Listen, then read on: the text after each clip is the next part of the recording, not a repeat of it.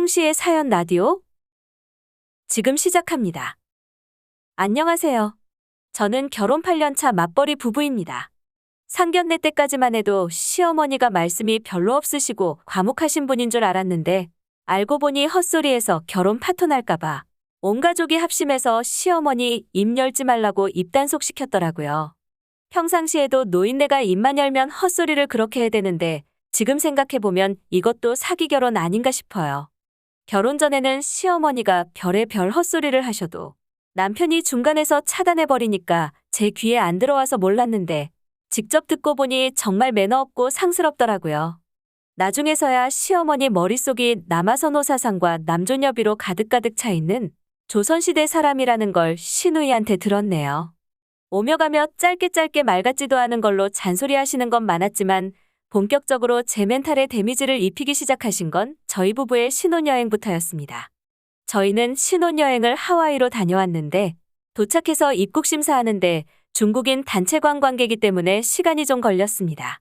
외국 갔는데 도착 시간이 지나서도 연락이 안 오니 친정엄마가 먼저 전화를 주셔서 엄마랑 잠깐 통화하고 시댁에 전화를 드렸어요. 시어머니는 왜 이렇게 오래 걸렸냐며 친정에 전화드렸냐길래 그렇다고 하니까 한숨을 푹 쉬면서 기본적인 개념도 없다고 하시더라고요. 아무리 생각해도 내가 잘못한 게 없는데 무슨 말씀을 저렇게 하시는 걸까 생각했어요. 그때서부터 시어머가 망언을 쏟아내기 시작했습니다. 출가회인이 무슨 뜻인지 모르냐. 여자가 시집을 왔는데 어찌 친정에 먼저 연락을 드리냐. 당연히 시댁에 먼저 해야 한다고 하셨어요. 그렇게 성차별과 시댁에 대한 시어머니의 철학을 30분 동안 들었습니다. 그때는 귀찮기도 하고 왜 저러나 싶어서 죄송한 게 없지만 그냥 죄송해서 죄송하다고 전화를 끊었습니다.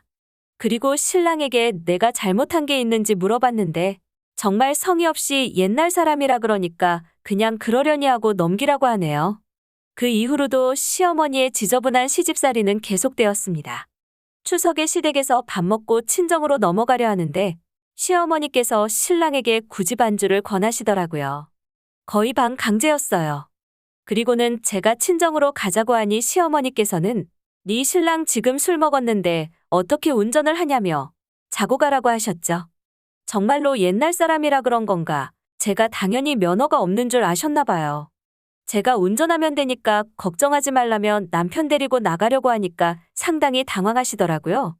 그렇게 며칠 후 명절 당일에 친정 갔다며 출가회인에 대한 시어머니의 의견을 또 다시 들으며 30분 동안 고막을 고문당해야 했습니다. 신랑에게는 늘 얘기합니다. 어머니 좀 어떻게 막아보라고요. 그럴 때마다 신랑은 늘 같은 대답이죠. 옛날 사람이니 그냥 그러려니 하고 넘기라고요. 그렇게 어느 정도 시간이 흘러서 제가 임신을 하게 되었습니다. 성별은 아직 나오기 전이었는데 성별 상관없으니까 제발 건강하게만 나왔으면 좋겠다고 하니 시어머니 발작하시더군요.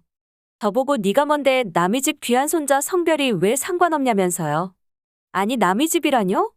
제가 10달 제배 아파서 낳는 아이인데 딸이면 어떻고 아들이면 어떻냐고 저는 상관없다고 말씀드렸더니 시어머니 또 발작하시더라고요.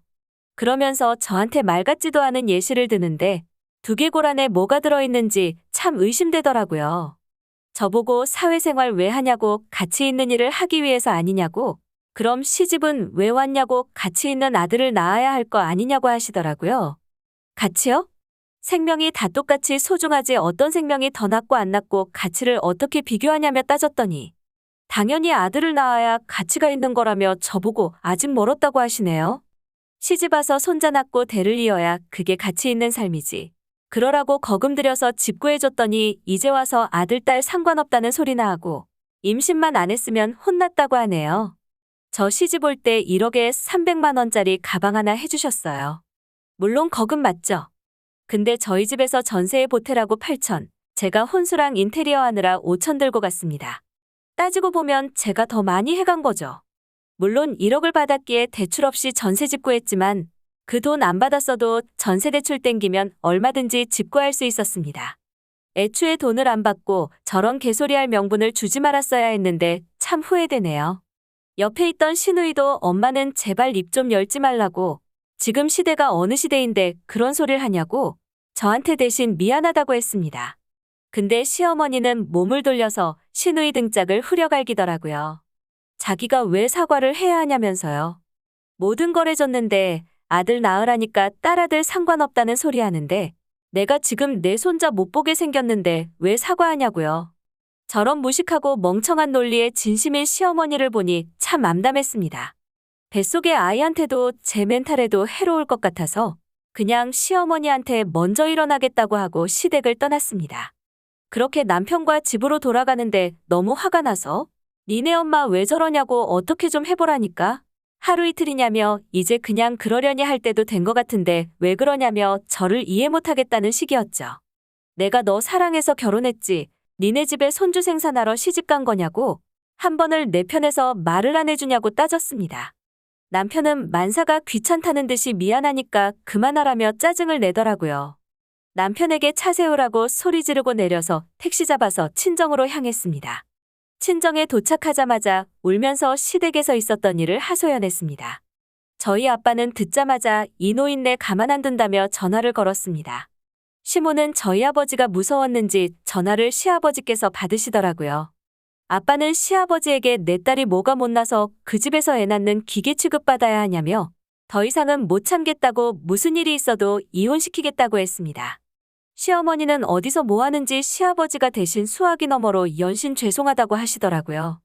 그대로 친정에 한 달 동안 있었습니다. 처음 2주 동안은 신랑이 찾아와도 무시하고 문도 안 열어줬는데 그래도 신랑이 미안하다며 매일같이 찾아오더라고요. 그리고 슬슬 부모님도 임산부 딸 챙기시느라 피곤하시기도 할 것 같아서 집으로 돌아갔습니다. 그 사이 시간이 흘러 제 뱃속의 아이는 성별이 밝혀졌습니다. 아들이었죠. 근데 이걸 시부모가 알고 좋아할 걸 생각하니 절대로 알려주지 말아야겠다는 생각이 들더라고요. 시어머니는 말투만 조금 부드러워졌을 뿐 계속해서 뱃속의 아이 성별을 물어보시더라고요. 대놓고 안 알려드릴 거니까 물어보지 말라고 했습니다.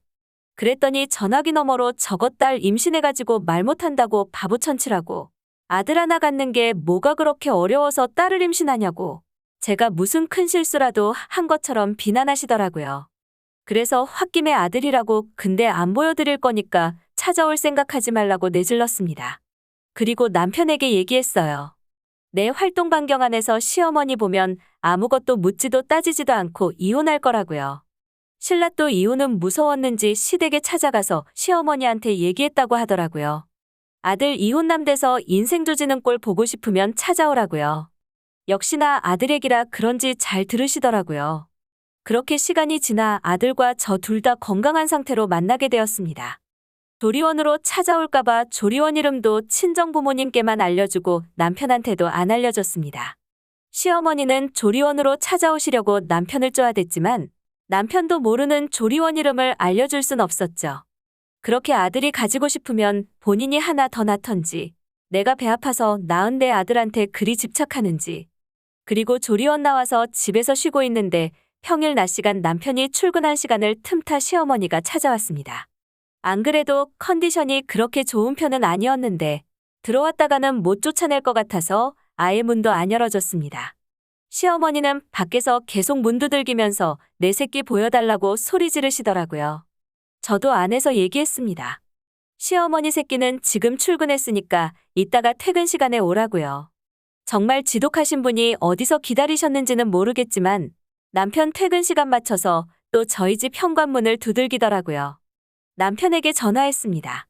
시어머니 지금 우리 집 현관 앞에 와 계신데 시어머니 마주하는 순간 이혼이니까 알아서 시어머니 귀가시키라고요. 집에 온 남편은 억지로 시어머니 끌고 내려가서 차에 태워 귀가시키고 왔습니다.